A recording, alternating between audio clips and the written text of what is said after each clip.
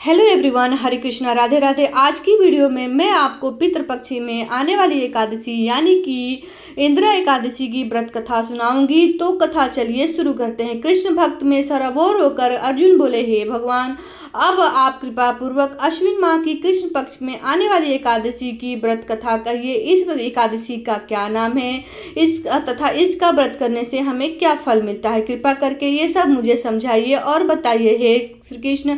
तो श्री कृष्ण बोले, हे अर्जुन, अश्विन के कृष्ण पक्ष की यानी कि एकादशी का नाम इंदिरा एकादशी है। इस एकादशी का व्रत करने से समस्त पापों का नाश हो जाता है, नरक में गए हुए पितरों का उद्धार होता है। हे पार्थ, इस एकादशी को कथा सुनने मात्र से ही मनुष्य को अनंत फल की प्राप्ति होती है।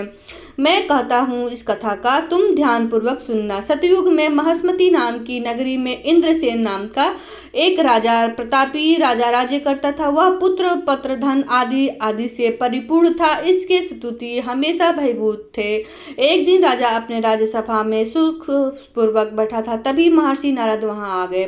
नारद जी को देखकर राजा आसन से उठा, प्रणाम करके उन्हें सम्मान सहित आसन दिया। तब महर्षि नारद ने कहा, हे राजन, आपके राज्य में सब सुकल तो है। मैं आपकी धर्मपरायणता को देखकर अत्यंत प्रसन्न हूँ। राजा बोला, हे महर्षि, आपकी कृपा से राज्य में सब सुकल पूर्वक है तथा आपकी कृपा से मेरे समस्त यज्ञ कर्म आदि सफल हो गए। हे देव, अब आप कृपा करके बताइए कि आप यहाँ का आगमन किस प्रकार से, किस प्रयोजन से हुआ है।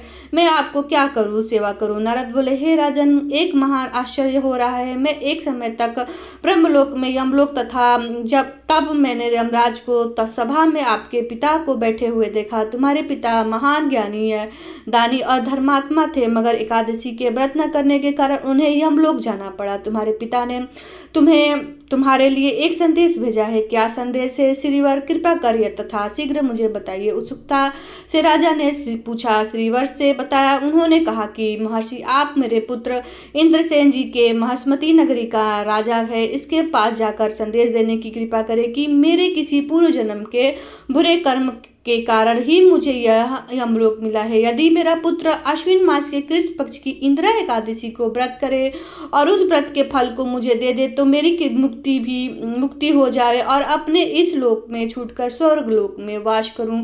अपने पिता के यमलोक में पड़े होने की बात सुनकर इंद्रसेन को बहुत ज्यादा दुख पहुंचा। उन्होंने राजा नारद जी से कहा, हे मुनिवर, यह तो बड़े ही दुख की बात है। मेरे पिता यमलोक में पड़े हैं, मैं उनकी मुक्ति का उपाय अवश्य करूंगा। आप कृपा करके मुझे इंदिरा एकादशी के व्रत की विधि विधान बताइए। और इस नारद जी की बोले, हे राजन, आश्विन मास के कृष्ण पक्ष की 10वीं तिथि के दिन प्रातःकाल श्रद्धा पूर्वक स्नान करना, उसके बाद दोपहर में दोबारा स्नान करना, उस समय जल से निकलकर श्रद्धा पूर्वक अपने पितरों का श्राद्ध करना और उस दिन एक समय भोजन करना, रात्रि को पृथ्वी पर शयन करना। इसके बाद सूर्य दूसरे दिन अर्थात एकादशी के दिन नित्य कर्मों से निवृत्त होकर स्नान आदि करने के बाद व्रत को धारण करना और फिर संकल्प करना कि आज मैं निराहार रहूंगा और समस्त भोगों का त्याग करूंगा। इसके पश्चात कल भोजन करूंगा। हे भगवान, आप मेरी रक्षा करने वाले हैं, आप मेरे व्रत को संपूर्ण कराइए।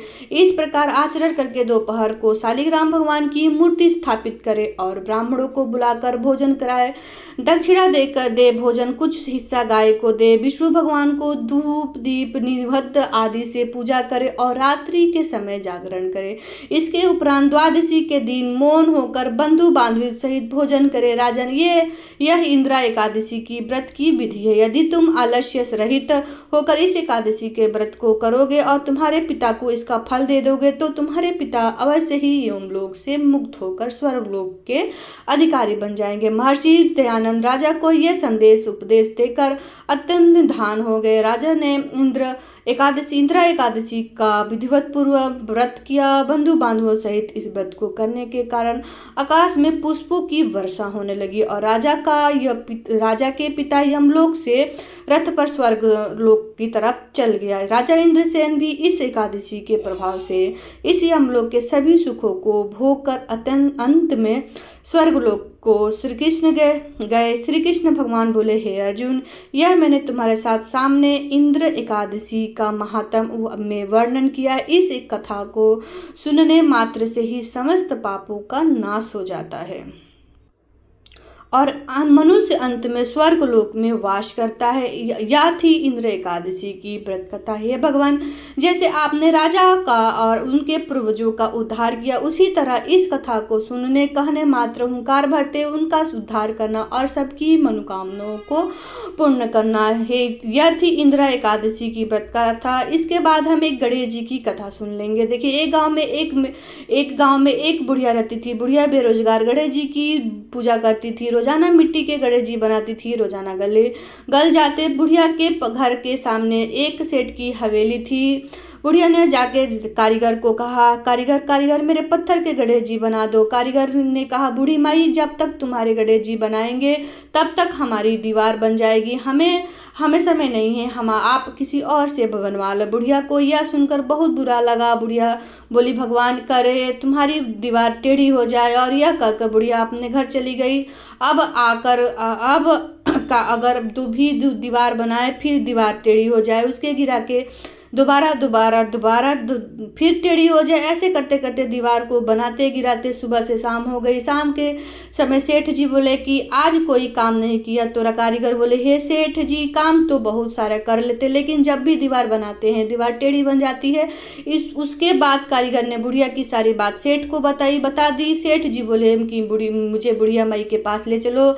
कारीगर सेठ की बुढ़िया माई के पास जाकर सेठ जी की बुलाए। बोले, हे बुढ़िया माई, हम आपके पत्थर के नहीं सोने के गणेश जी बना देंगे और आप हमारी दीवार सीधी करा दे। गणेश जी से तो सारी बात सुन रहे थे। यह बात सुनते ही गणेश जी ने दीवार सीधी कर दी। सेठ ने भी बुढ़िया माई के सोने के गणेश जी गड़वा दिए हैं। गणेश जी की महाराज जैसे सेठ जी की दीवार सीधी की, वैसे ही सबके सारे काम सीधे करना। और जैसे बुढ़िया माई के इच्छा पूरी की, वैसे ही हम सभी के मनोकामनाओं को पूर्ण करना।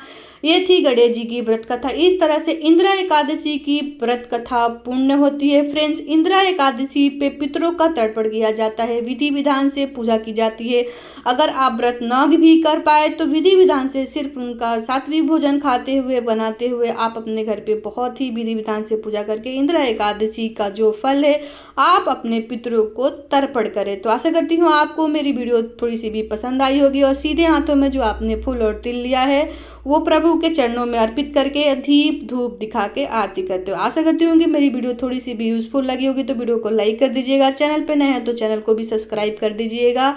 कमेंट बॉक्स में जो भी पूछना हो आप पूछ सकते हैं। तो मिलती हूँ आपको दूसरी वीडियो में, तब तक जय श्री कृष्णा, राधे राधे। और एकादशी की वीडियो आपको मेरे यूट्यूब चैनल पे मिल जाएगी इसी वीडियो के डिस्क्रिप्शन बॉक्स में। तब तक मिलती हूँ दूसरी वीडियो में, तब तक जय श्री कृष्णा, राधे राधे। वीडियो देखने के लिए आप सभी का बहुत बहुत धन्यवाद। राधे राधे।